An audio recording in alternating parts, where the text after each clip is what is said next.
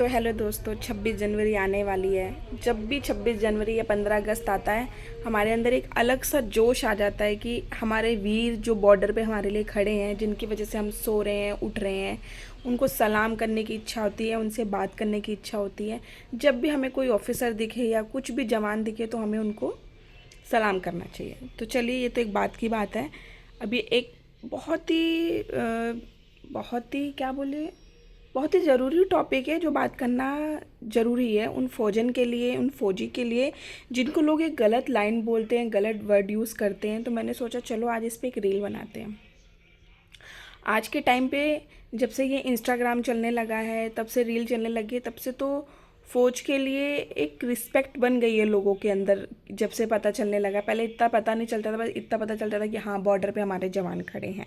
लेकिन हम रील के माध्यम से या किसी के माध्यम से हम देख पाते हैं कि हमारे हमारे जवान कैसे बर्फ़ में खड़े हैं, कैसे आज लोगों में रिस्पेक्ट है, ये चीज़ है। लेकिन जो लोग हंसी हंसी मजाक में बोल देते हैं ना, भैया फ़ौज में, भाभी मौज में, ये वर्ड बोल के उन लोगों को शर्म नहीं आती? या कोई मजाक से भी ये लाइन बोल रहा है, उसको शर्म नहीं आती ये लाइन बोलते हुए? अगर भैया फौज में और भाभी मौज में है ना, तो तुम पता नहीं कहाँ के रह जाओगे, भगवान जाने। जो ये मजाक में भी बोलते हैं ना, वो इतना गलत बोलते हैं ना, जिसकी कोई हद नहीं है। वो इंसान बॉर्डर पे अपने बच्चा, अपना बीवी, अपने माता पिता, अपनी बहन को छोड़ के कैसे रहते हैं, आपको पता भी है? हैं? आपको आपको नहीं मालूम है ना? तो पहले तो ये अब सब देख लीजिए उन लोगों ने हमारे लिए क्या क्या किया है। और दूसरा जो ये सॉन्ग आया ना, मिट्टी के बेटे, एक बार सुन लीजिए। एक एक लाइन ना झंझोड़ देने वाली है। मेरे मेरे घर का कोई बंदा भी, मेरी फैमिली में कोई भी फौज में नहीं है, लेकिन हाँ, मेरा एक देवर है, वो फौज में है। लेकिन मैं उन उन लोगों का मैं सोचती हूँ ना, तो दिल फट जाता है जब मैं कोई रील भी देख लूँ ना, कि जिसमें एक पिता अपनी बेटी को छोड़ के जा रहा है, एक पत्नी को छोड़ के जा रहा है, नई नई शादी में छोड़ के जा रहा है। ये जो सीना है ना, इसे झंझोड़ जाता है। आप किस मुंह से बोल देते हो कि भैया फौज में और भाभी मौज में? किस तरीके से ये लाइन आप बोल कैसे देते हो? इतनी हिम्मत कहाँ से आती है आप लोगों के अंदर? इतना बड़ा जिगरा कहाँ से आता है ये सब बोलने का भाई? बताइए आप मुझे, ये कौन सा तरीका है बात करने का? अब अभी आप बोलो हंसी में बोलता है, हंसी में भी ये ऐसे शब्द नहीं बोलने चाहिए जैसे आप लोग बोल देते हो। पूछो जाके उन फौजन से कि वो अपनी दिवाली कैसे मनाते हैं अपने बिना पति के। पूछो जाके उन फौजन से, उन बहनों से पूछो जो राखी कैसे बनाती हैं। आपका 1 साल भाई ना आए तो आप देखो कैसे आपका दिल टूट जाता है। एक एक दिन आपका पति कहीं दिवाली पे बाहर निकल जाए, तब देखो।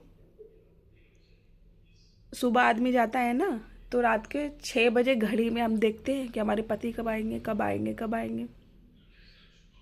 और आप ये लाइन कैसे बोल देते हो? उस फौजन पे, दिल पे कितना दुख लगता होगा यार। कैसे बोल देते हो? मैं तो एक फौजन भी नहीं हूँ, तो भी मैं उनकी व्यथा समझ रही हूँ, उनकी प्रॉब्लम समझ रही हूँ कि कोई बोलता होगा तो उनके सीने पे जैसे चाकू चीर रहे होंगे भाई।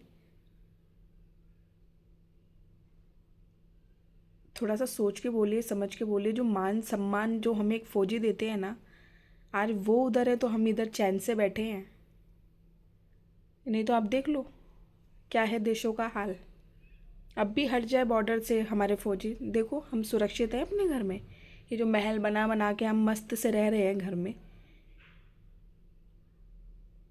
वो बेचारे गर्मी में, ठंडी में, उनको कुछ नहीं पता। वो हम तो उनको जानते भी नहीं हैं ना, वो हमें जानते हैं। फिर भी हमारी सुरक्षा के लिए वो वहाँ खड़े हैं। एक बार बोल दो कि हम इंडियन हैं, देखो फिर एक कनेक्टेड, एक परिवार जैसा फील करते हैं वो लोग कि ये मेरे भारत के लोग हैं।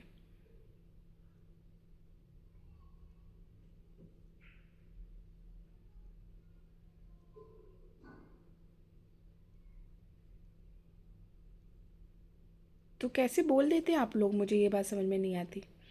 कैसे आपके इतनी हिम्मत आ जाती है किसी के लिए ये कठुत शब्द यूज़ करने की?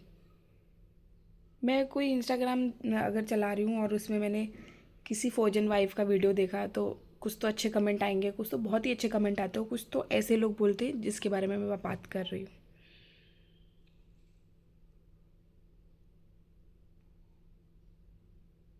रिस्पेक्ट है मुझे वो हर बॉर्डर के, हर आर्मी बंदे के, हर फौजन के, हर फौजी वाइफ की भी रिस्पेक्ट है मुझे। हाथ जोड़ के नमन है कि आप कितना बड़ा सेक्रीफाइस करती हैं भाई।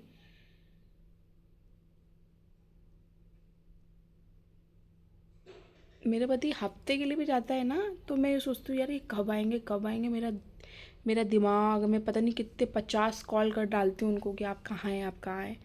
और वो बेचारे तो शायद ही फ़ोन में महीने में एक बार बात होती होगी, शायद ही। और जब वॉर चल रहा हो तब तो सोचो उस इंसान का तो क्या ही होता होगा।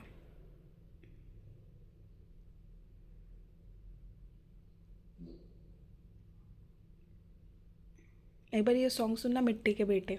वैसे तो हमारे सारे गाने बहुत अच्छे हैं, जो भी आर्मी पे, जो भी बॉर्डर पे, जो भी गाने हैं, पर मिट्टी के बेटे से पता नहीं अलग ही कनेक्ट हो गया है मेरे को। जैसे हर एक लाइन लगती है कि बस रूह कांपने वाली, रोंगटे खड़े करने वाली लाइन है हर एक लाइन।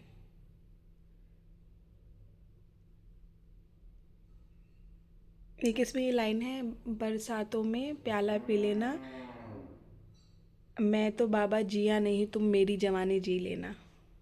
सोचो, एक बार सोचो आप लोग, कितना कष्टदायक है उन एक फ़ौजी वाइफ के लिए, बच्चों के लिए, फ़ौजी के लिए। वो बेचारे कैसे अपना परिवार छोड़ के जाते हैं। मुझे तो इतना पता है, मेरे हस्बैंड अगर सुबह जॉब पे जाते हैं ना, तो वो सोचते मैं कब आऊँ अपनी बेटी से मिलूँ।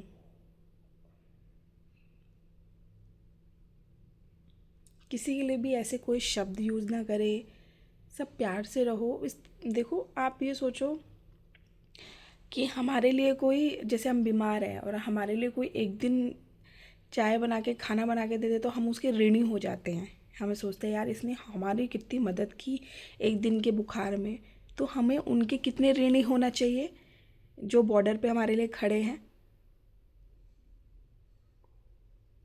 जाओ धूप और ठंडे में खड़े होके देखो, तब निकालना अपने मुंह से भैया फौज में, भाभी मौज में, तो निकालना ये शब्द। तब मैं देखूंगी आपको, आप कितने बड़े बहादुर इंसान हो।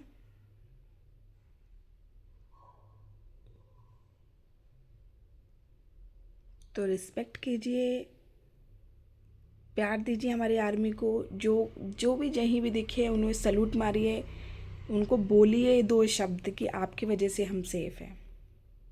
और किसी को भी इस तरीके के वर्ड यूज़ ना करें। हमारे लिए फ़ौज मतलब सीना छोड़ने करने वाली बात है।